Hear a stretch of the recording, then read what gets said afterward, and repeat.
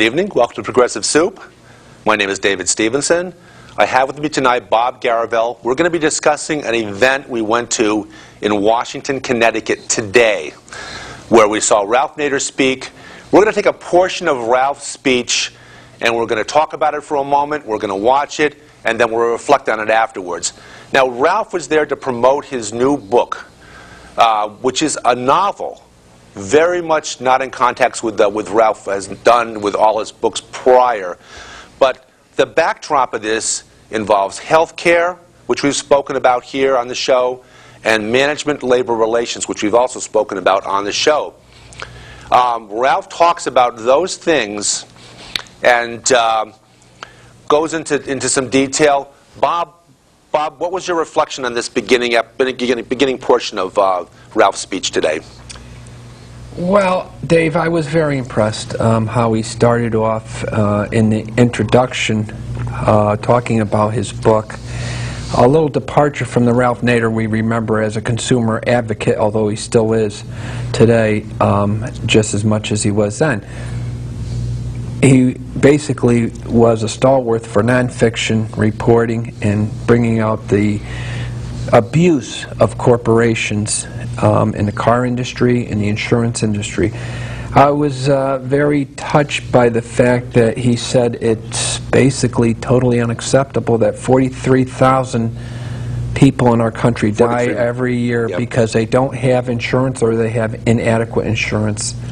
If this doesn't alarm the genuine population, general population, I don't know what will. When we talk about health care reform, which is very timely today, that's a nonpartisan issue. That's totally unacceptable. Absolutely. And he really, I think, elaborated on the fact that we have to, as groups, small groups, be empowered to feel that we can make a difference over a culture that is controlled through the commercial corporate media that has a tight control on the way a lot of people think. Great. Let's watch that opening segment of the speech, very good, yeah. And then we'll come back and we'll talk about it afterwards. This is Progressive Soup.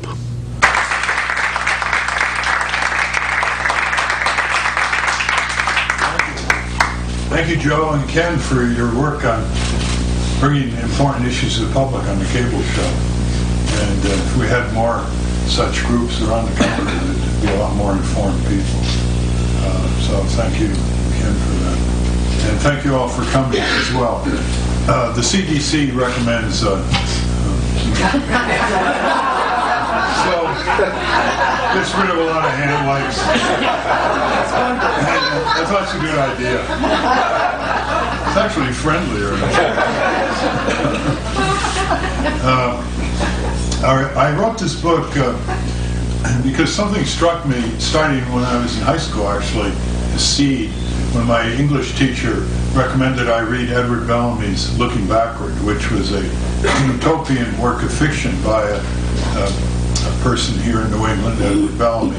And it came out in 1898 when the populist progressive movement was burgeoning, and it created a sensation. 1 million copies were sold, actually. Eugene Debs would refer to it.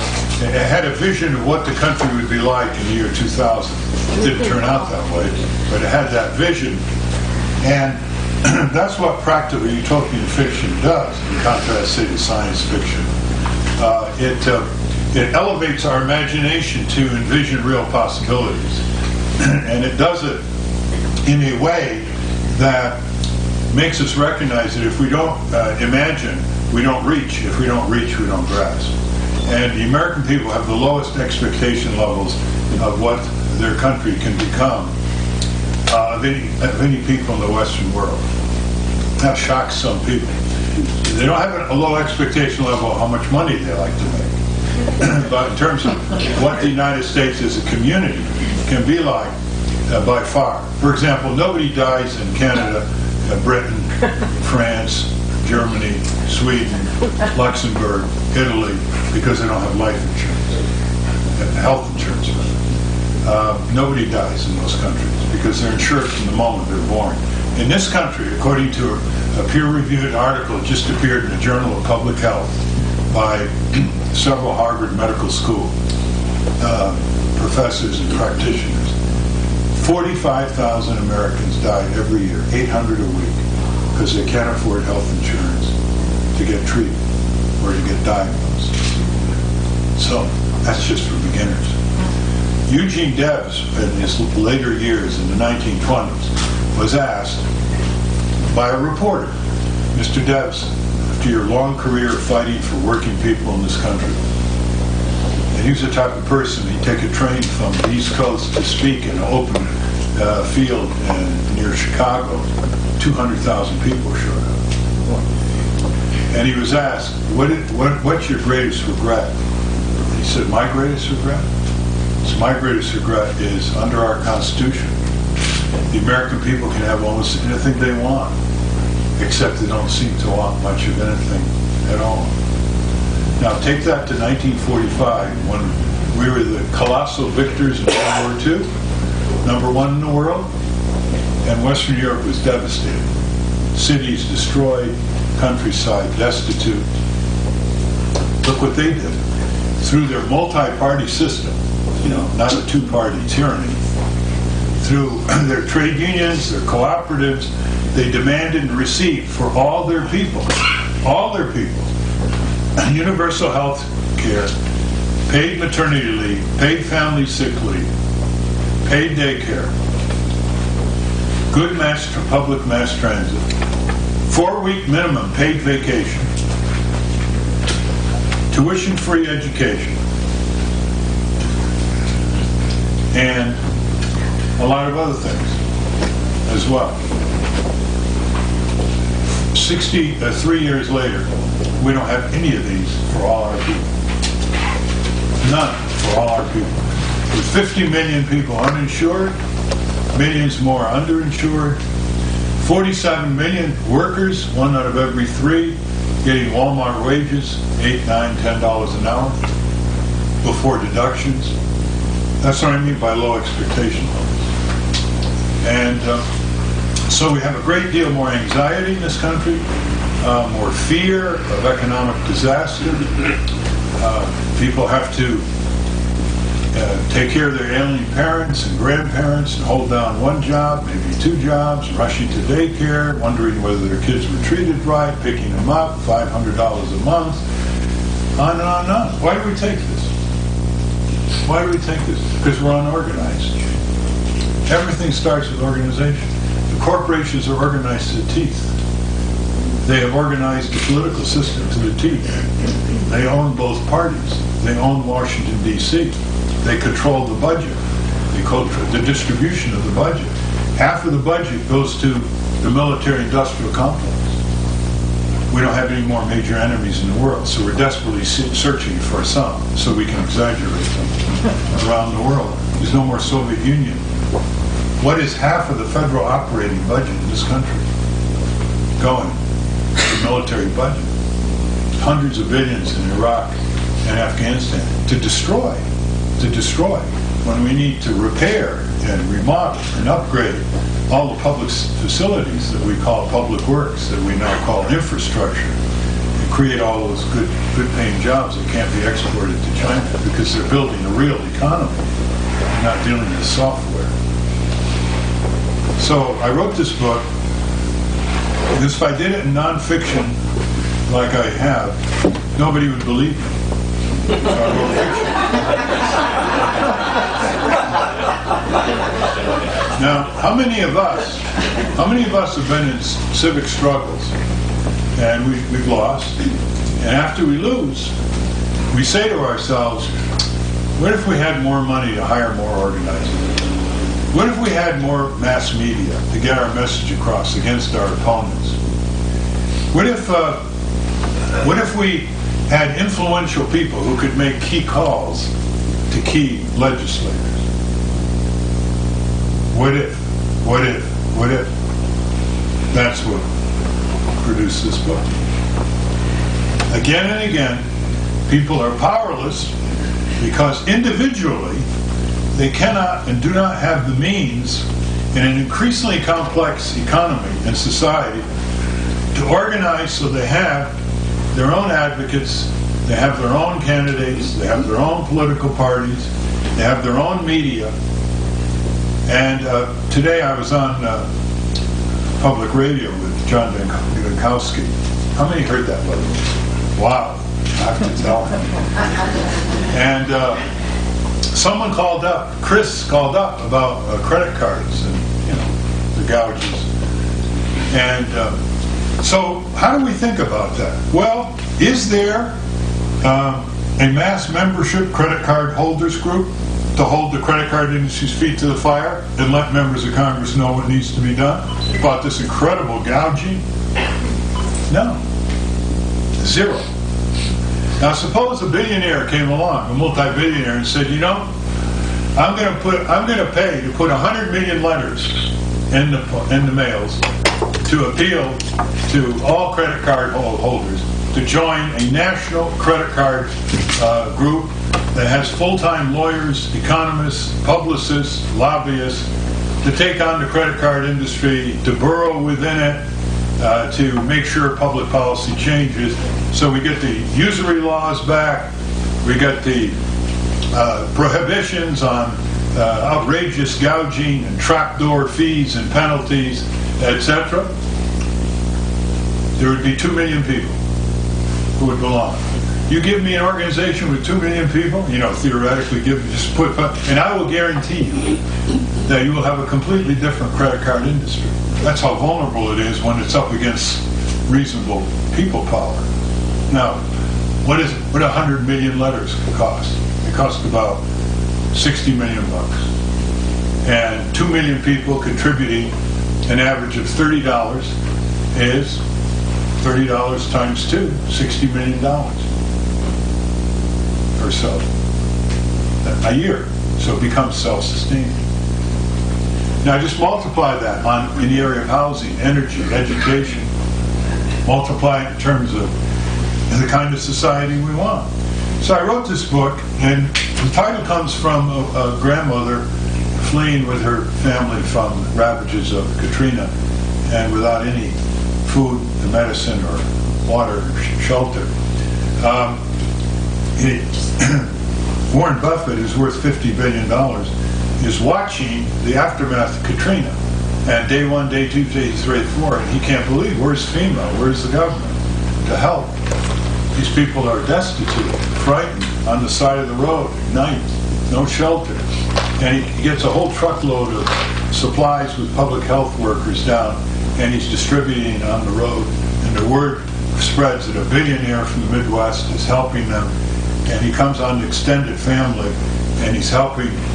And the grandmother grabs his hands, looks into his eyes, and says, only the super rich can save us. And that haunts him all the way back to Omaha on the highway. And he decides that he's not going to leave his huge fortune after he passes away in his foundation, which was his plan. It would have been the world's biggest foundation. That he's going to do it now. And so he gets 16 other super rich people, and they're all real people in fictional roles, and they all have different skills and experience. You have William Gates Sr., Joe Jamail, the trial lawyer in Texas, Bernie Rappaport, the insurance executive, Paul Newman, that's the way recently, Phil Donahue, Yoko Ono, Bill Cosby, Gino Paolucci built the frozen food industry, and others. They all get together in a mountaintop hotel in Maui, which is their base. They go back every month. They go back. All this takes place in 2006. And they decide on 7 redirections for the American people, which they think are supported by a majority of the people. And it's on page 76. And they decide they're going to put big money in. They're going to and they end up putting in themselves and their peers, because a lot of other super rich got excited by this spectacular dynamic effort that was going on all over the country. They put $15 billion in, which is less than a third of Warren Buffett's fortune. And so with $15 billion, smart strategy, mass media, grassroots organizing, getting all the talent out of the secluded corners of America because they've never been given a chance to show their local, state, regional, national leadership. They had 400 recruiters full-time to show you the scale of this group, processing resumes and so on. You can see what can be done. Now, by the time the mid-year occurred, there was a massive counterattack by the corporate CEOs and their Darth Vader leader called Lancelot Lobo, who wanted only to be called Lobo. And they generated their allies in Washington, and it's very realistically done in terms of point-counterpoint and how they anticipated and planned. They started the People's Chamber of Commerce, because there are tens of thousands of middle and small-sized businesses who didn't want to be spoken for by the Chamber of Commerce and National Association of Manufacturers in Washington, D.C. They started a sub-economy. They bought bank, insurance company, dry cleaning establishment, bill collecting agency, auto dealership, real estate agency, to get best practices forward and to get inside the industry, to see what plans the industries had to counterattack and try to undermine these 17. They called themselves meteorists, people who better things, the 17 here, led by Warren Buffett. And they used every technique they could think of. How do you get people not to tune out when you have one-minute commercials all over television, trying to get their email addresses so they can mobilize at the community level? Well, they picked a beautiful macaw parrot called the patriotic parrot, Polly. And the parrot led every 1 minute ad for a period of time with the phrase, "Get up, don't let America down." Well, you'd say, gee, what's a parrot doing? Have you ever seen a newscast that doesn't try to give you an animal story? It really gets people's attention, see? They also surrounded TV stations with rallies saying, pay rent, because, you know, the TV stations use our public airways free, 24 hours a day. And they decide who says what and who doesn't. So they raise that whole issue of the Commonwealth in America, the public lands, the public airways, and they educate more and more people. So people are sitting watching these meteorists starting to get more and more mass media in February and March, and they're sitting in a bar in Buffalo, for example, known as Clancy's Cave, and they're saying, come on, the rich people helping us? What is this, some sort of gag, some con job? And you can see the process of persuasion and authenticity in the book. I mean, this is a book of significant size. Large print, by the way. Because this is a drive by the older generation. These people are all in their 70s, 80s, and 90s. And when they're in their 70s, 80s, and 90s, they start wanting to be known for something other than just making money. Their perspective expands. They want to be able to look at their great-grandchildren in the eye when that 9-year-old girl is sitting on granddaddy or grandma, great-granddaddy or great-grandma's knee, just learning that the world is in trouble, and says, what were you doing when this was happening? And also, it's easy to stereotype super rich people because about 98% of them can be stereotyped. They're rather narcissistic, they're self-indulgent, and limited horizons. They've been very good about making money or very good about inheriting it.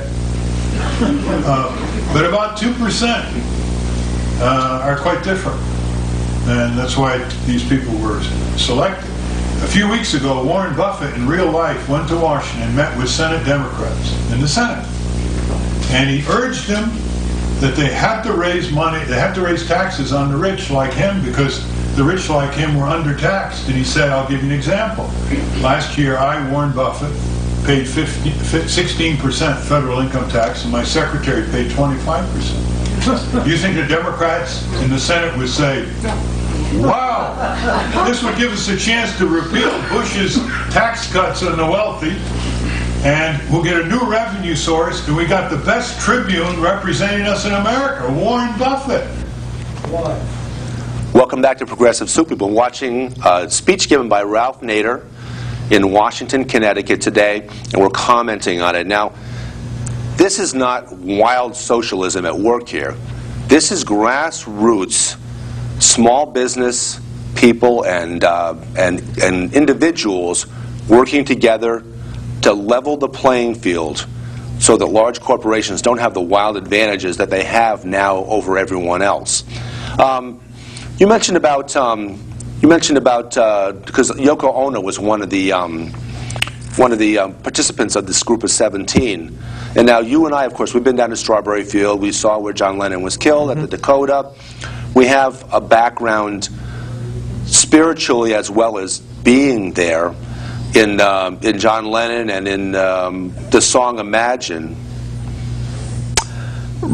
Good point, Dave. I think for the viewers that aren't aware of the lyrics in there, Imagine No Possessions, it's purely idealistic, but it's thought-provoking. And we can allude that to what Mr. Nader said in his presentation today, how Warren Buffett was questioning the very system that made him wealthy. He was challenging that system by saying to a Senate committee, why do I pay 15% on most of my income when my secretary pays 32%? If the book addresses that problem, then we're really going in the right direction, that these CEOs are humble enough to realize the shortcomings of the system that rewarded them and deprived of others. I thought that was a good point that Mr. Nader underlined. So Warren Buffett actually, it sounds like in the novel, is looking backwards and being retrospective and introspective about his own life and how he got to where he was financially, or where he is financially, and then looking forward into the future to correct that and to, as you say, him paying 15% on his wealth each year, his income each year, and his secretary paying a much higher percentage on a much tinier salary. Well, a lot of that plays back, as Ralph talked about, to the idea that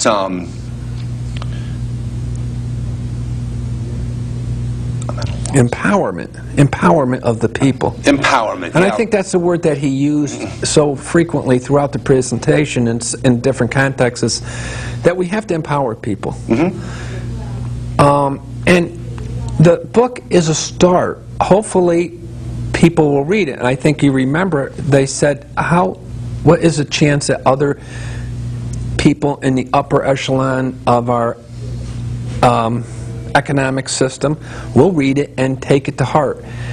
I think he said about 2% of the people that are making 1% of the income in our country, top 1% of the income, may start to take note. It's wishful thinking. It really is. I hope, and there is merit to it, because if anything, it will get people thinking. Hopefully, it will get the super rich thinking.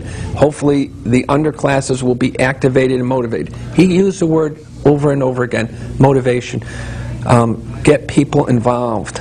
So if even 2% of this group of wealthy Americans decided to do the right thing, that would create a groundswell and ultimately a tidal wave, if you will, with the work of middle class and business-owning Americans to right this incredible list of injustices and to make it a more equitable country so that everyone had quality education. And these are the things we hear about in Europe, and we hear a lot of lies about what goes on in Europe and how Europe is socialist. And yet look at Europe after World War II, where they had strong labor unions, and the labor unions counterbalanced the wealthy and the government in all those European countries.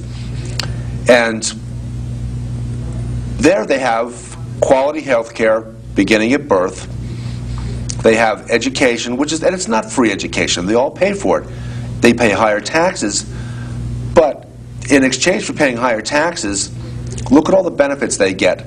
They have health care, good quality health care in all these countries. They've got quality education in all these countries. They have a reasonable amount of vacation time, minimum of 4 weeks a year. The quality of life, it can very easily be argued, is far superior to what we have in America in a corporatocracy, as Nader defines it, or as a duopoly in terms of politics. European countries, and in fact every other industrialized country in the world, every other advanced country in the world, has a much better quality of life than America, and that's a hard pill to swallow for us, because we're Americans and we like to believe that America is the best country in the world, and certainly could be. Well, as an interesting point of view, we'll take the more affluent Western Europe countries that have done well with their employees. Let's take some of the non-industrialized countries that have extended poverty. You know, we talked to some of the immigrants in the area. Yeah. I've talked to one. I just saw a wonderful movie on the Lost Boys of Sudan. And they came from a very impoverished country, and they were overwhelmed with the fact that we are so absorbed with working and pressure and tension and money. And this is, I think, what Mr. Nader said, directly and indirectly, that our fascination with money has ostracized us from a collective response to what needs to be done on a collective basis. So in a society like in the European countries, where they have these important things taken care of through their taxes, education, health care, vacation time, time with family, time off when a child comes into the family. When you have all those things, you become less consumed with the idea of earning more money than the other guy. And if you happen to come here and you live under the system, you get acclimated to the money culture. I'm not saying that they're not money cultures, but there is, like you say, the merits that you see in certain parts of Europe. You don't have. We're going to have to wrap it up, but certainly we don't have. There's obviously human nature. There's greed in Europe. There's greed in these other countries. But it's not greed. It's not greed run rampant. We're going to come back next time. We're going to watch a little bit more of Nader's speech, and we'll comment on it further. This is Progressive Soup. Good evening. Thanks. Thanks for... Okay, wave, okay. You got my vote.